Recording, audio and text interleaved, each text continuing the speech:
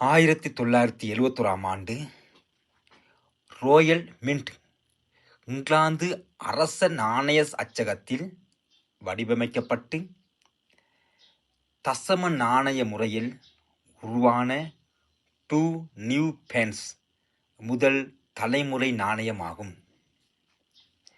England, Scotland, Wales, வடக்கு Ireland ஆகியவற்றை உள்ளடக்கிய ஐக்கிய இராச்சியத்தின் அதிகாரப்பூர்வ நாணயமாக புழக்கத்தில் உள்ளதாகும்.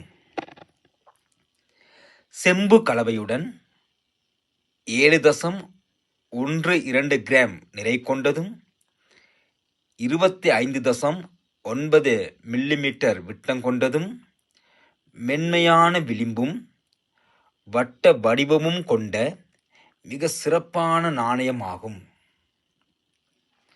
நியூ பென்ஸ் நாணயம் வெறும் பரிமாற்ற பொருள் மட்டுமல்ல, அந்த நாட்டின் உயிர் மூச்சு போன்றதாகும். இந்த நாணயத்தின் முன்பக்க தோற்றம்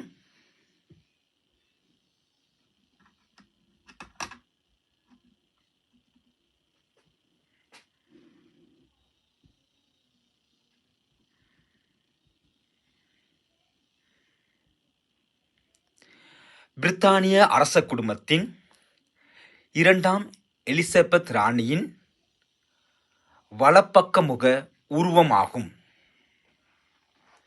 இது ராணியின் இளமை கால உருவமாகும். 1926ஆம் ஆண்டு ஏப்ரல் 21ஆம் திகதி பிறந்து 70 ஆண்டுகள் ஆட்சி செய்து 2022ஆம் ஆண்டு செப்டம்பர் 8ஆம் திகதி தனது 96 வயதில் மறைந்த ராணி ஆவார். இவர் அரசியல் மட்டுமல்ல, கால மாற்றங்களுக்கு ஏற்ப அரச மரபை வழிநடத்தி சென்ற ஒரு வரலாற்று பெருமை மிக்க ஆளுமை ஆவார். ராணியின் உருவத்தை சுற்றி எலிசபெத் உரோமையன் 2 DGREGFD என்ற லத்தீன் மொழி சொற்கள் காணப்படுகின்றன. DG டைக்ரேசியா, அதாவது கடவுளின் அருளால். REG Regina. FD பிடை டிபென்சர், அதாவது மதத்தின் பாதுகாவலர்.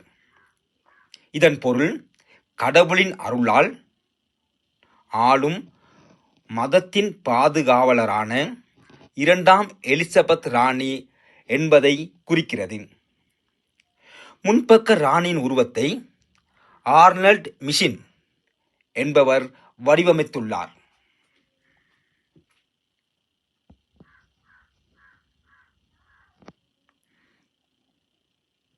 இந்த நாணயத்தின்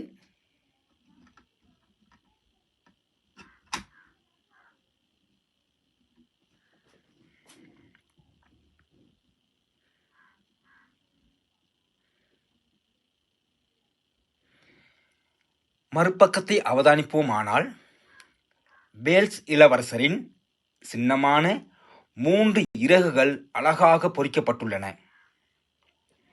இந்த சின்னத்தின் மேல் அரச கிரீடம் காணப்படுகிறது.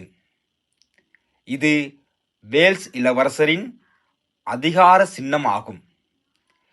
சின்னத்தின் கீழ் இறகுகளை இணைக்கும் ரிப்பன் போன்ற பகுதியில் சிறிய எழுத்துக்கள் காணப்படுகின்றன.